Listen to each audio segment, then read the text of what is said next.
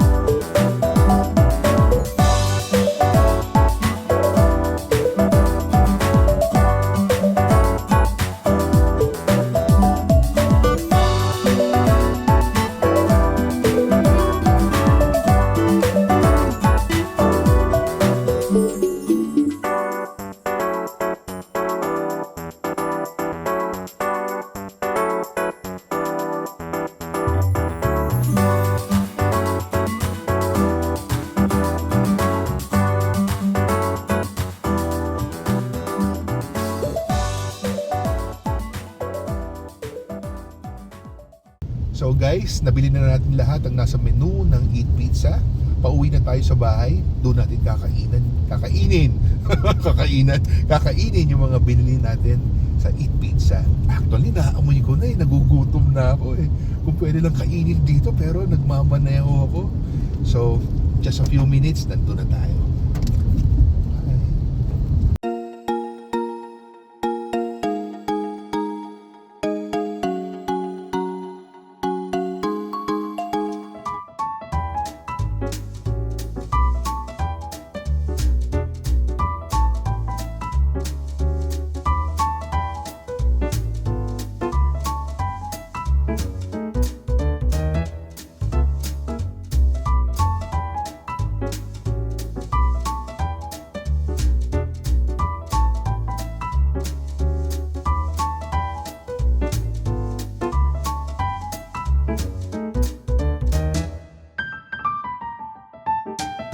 Hello guys! So nandito na tayo sa dining area at susubukan na natin itong mga in-order natin sa Eat Pizza.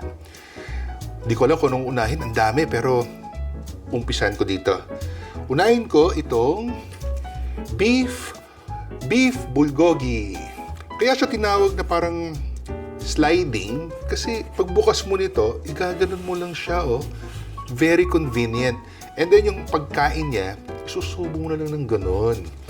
Actually, hindi mo na kailangan hawakan. So, pupush mo lang ng konti. Ayan. Pwede mo nang kagatin. Ito yung kanilang beef bulgogi pizza. Tikman natin.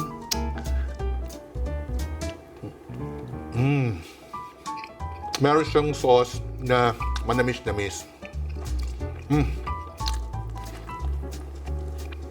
Ang sarap. This is the easy to eat 10-inch pizza. Bawat isa, 10 inches. Inom muna ako para hindi mahalo yung lasa nung una kong kinain sa susunod.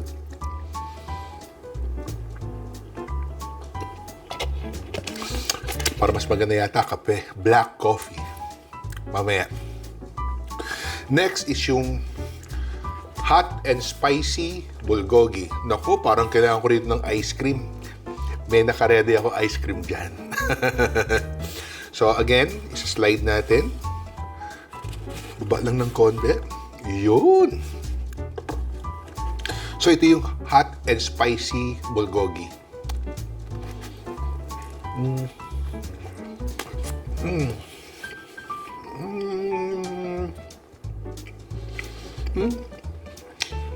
Nararamdaman ko yung spiciness niya, pero kaya naman.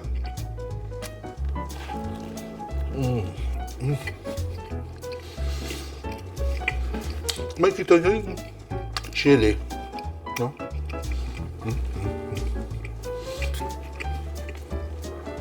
Ang sarap, pero spicy nga siya.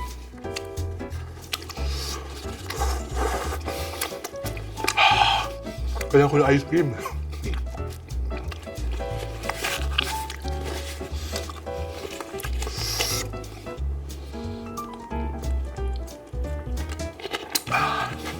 Teka, humahalo yung anghang niya. Baka humali ang anghang niya dito.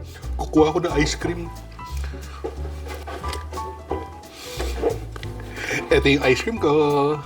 Magnum na classic almond mango yogurt parfait.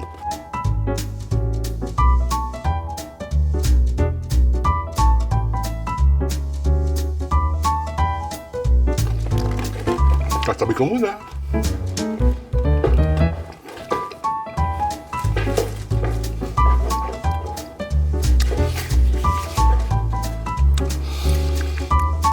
Next is yung pepperoni. Ito ang pepperoni. Okay. Ito pala, hinihila pa lang ganyan, no? Oh, mas madaling kainin. Hindi kailangan gamitan ng kamay.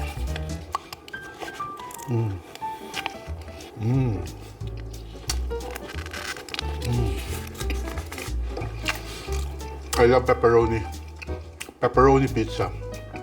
Ayon sa nabasa ko, nag-umpisa yung concept itong Eat Pizza during pandemic. Siyempre, we have to limit yung galaw and yung mga hawak-hawak dito. So what they did, nag-create sila ng something na hindi mo kailangan hawakan yung pagkain. And very interesting kasi kung titingnan nyo, hindi mo talaga kailangan hawakan yung pizza. Basic kasi ang pizza kinakain natin by using our hands. So ito, hihilahin mo lang ng ganon. Hindi mo kailangan hawakan. And yung presentation niya, ipo-pull out mo lang tulad nito. Ito. Ayan. Ito. Hinihila lang na ganon. Ito pala ang kanilang bestseller, the Korean sausage. So, look. Nakita ko kanina to. Sausage talaga na buo, mahaba.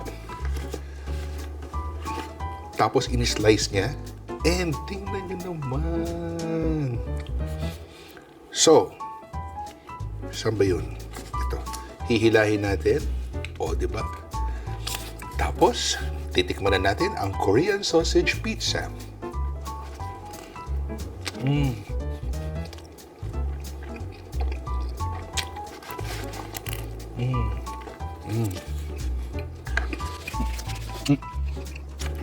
Meron siyang mustard, guys, na nagko-complement sa sausage. Ang sarap. Ang sarap. Isa pa. Isa pa ulit.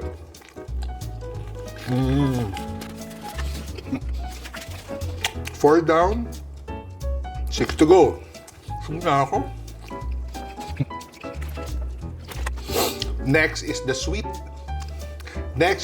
potato. Again, slide, enjoy anytime, anywhere. Okay. Tapos, hihilahin natin. Yun. Tapos, kakagatin natin dito sa dulo. Okay.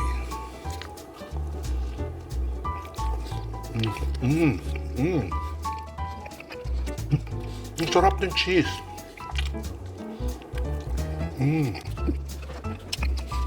Interesting siya. So far, sa 5 to, parang nagugustuhan ko to. Siguro dahil simple lang yung lasa niya.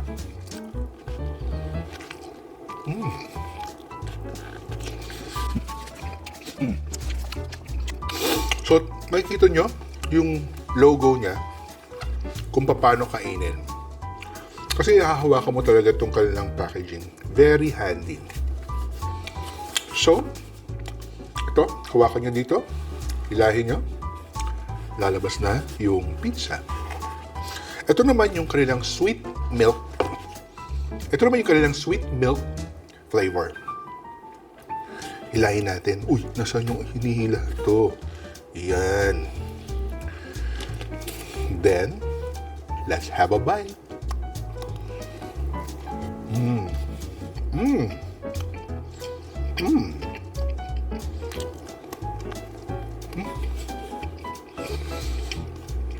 Masarap din siya.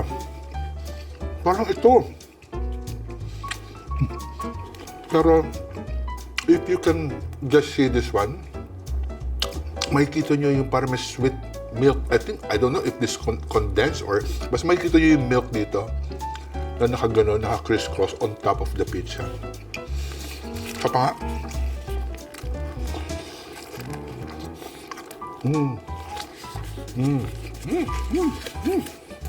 Sarap! Next is the samgyeopsal flavor. Pull. And then, hilahin natin tong paper. See? Yun. Uy!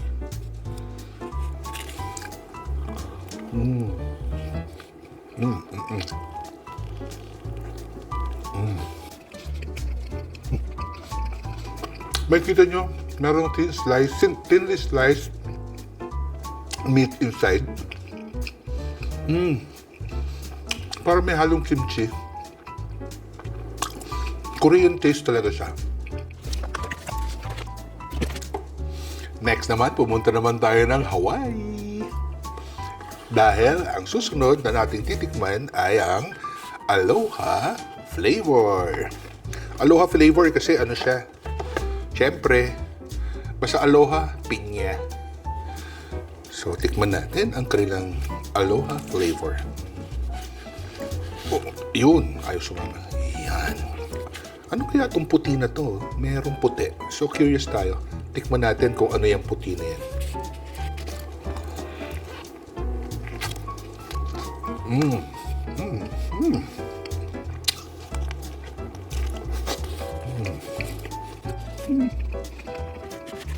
Hindi ko alam kung ano yung puti, but it's not mayonnaise.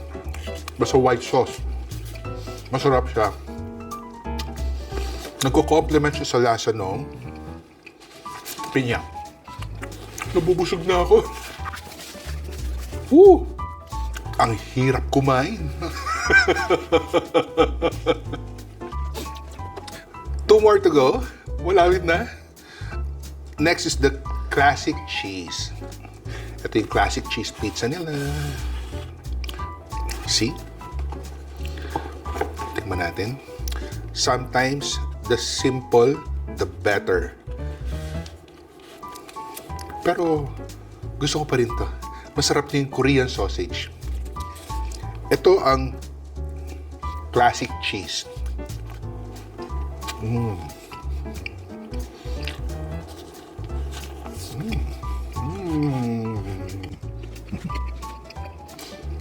Simple lang siya. Pwede na. Pero, kung sa simplehan lang, ito ang simple ang lasa pero swak siya. Itong sweet potato and sweet milk. Last but not the least, yung sweet corn cheese. Ayan, kitang-kita naman, yung mais, yung corn. So, tikman na natin.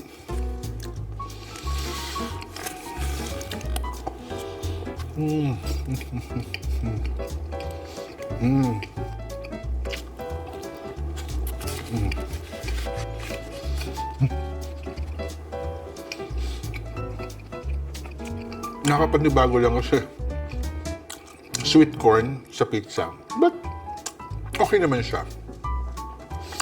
Lahat sila is okay. Wala akong masasabing hindi masarap. Depende yan sa paborito ninyo kung anong trip nyo kainin for a particular period. Lahat sila masarap. Gusto ko silang, kung order ulit ako, I can order everything again. Pero hindi na siguro lahat sabay-sabay. Isa-isa lang. Ang bigat sa tiyan. Okay. Next naman, yung mga pasta nila. Nag-order ako ng carbonara. Try natin yung kanilang carbonara. So, tikman natin. Ito guys, ang kanilang carbonara. Aber. Ang pagkain ng pasta is iniikot. Pero, teka, kaya pa bang ikutin to? Kaya pa naman. Pero nagbe-break na siya. Yung carbonara.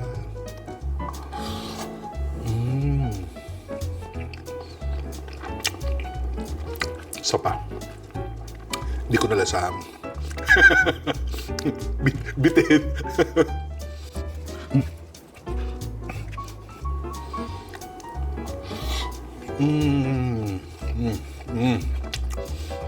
Sarap yung carbonara nila guys.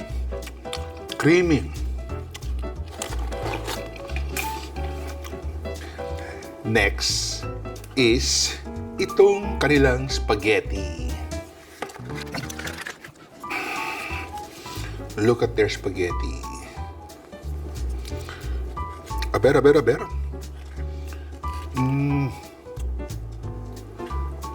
Tingnan natin kung anong lasa ng spaghetti nila. Is it sweet or what? Filipinos love sweet spaghetti. Maraming klaseng spaghetti pero kapag Filipino or Pinoy, automatic sweet dapat ang spaghetti.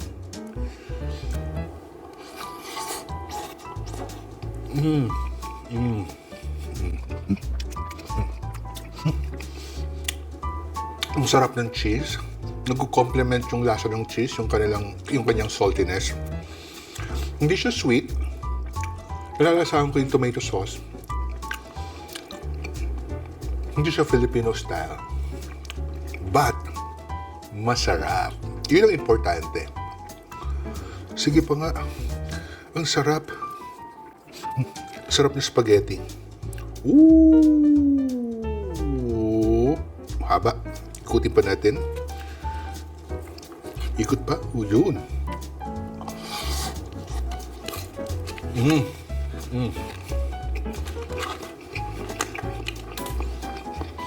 Next, itong kanilang tteokbokki. Eat pizza tteokbokki. Uy! Ito ang kanilang tteokbokki. Pinakikita kong black sesame. Alam mo, gustong-gusto ko itong tteokbokki nila. Merong spicy tteokbokki, merong hindi. Pero no, kung ano yung level of spiciness ito, tikman natin.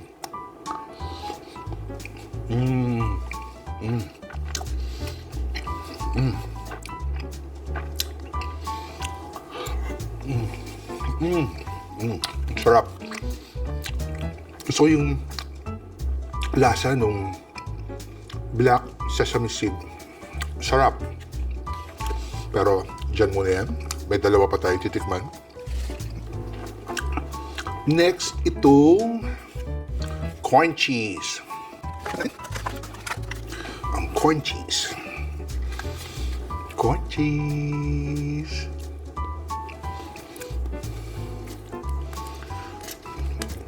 Paborito ko talaga ng cheese. kahit anong klaseng cheese, masarap. Dati namimili pa ako ng cheese, ngayon I love cheese, kahit blue cheese na dating ayoko. Uy, kitang-kita mo yung mais, saka yung dami ng cheese.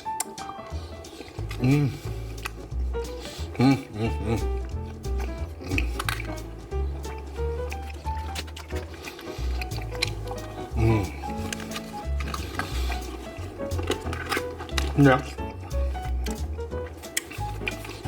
Corn cheese pa rin, but this time spicy.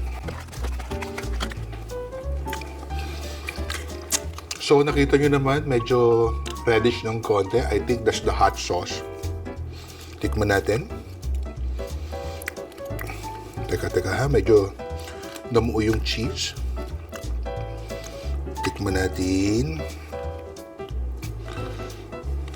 Kung tatakbo ulit ako para kumuha ng ice cream.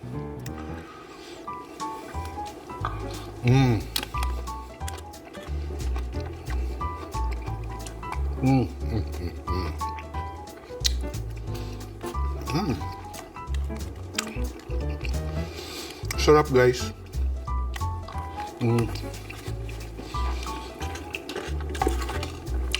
So guys, that ends my buying everything at Eat Pizza. Promise, masarap siya. Kasi kung hindi masarap, hindi ko ilalabas to sa aking vlog. Don't forget to subscribe, like, and hit the bell for new video updates. Thanks for watching!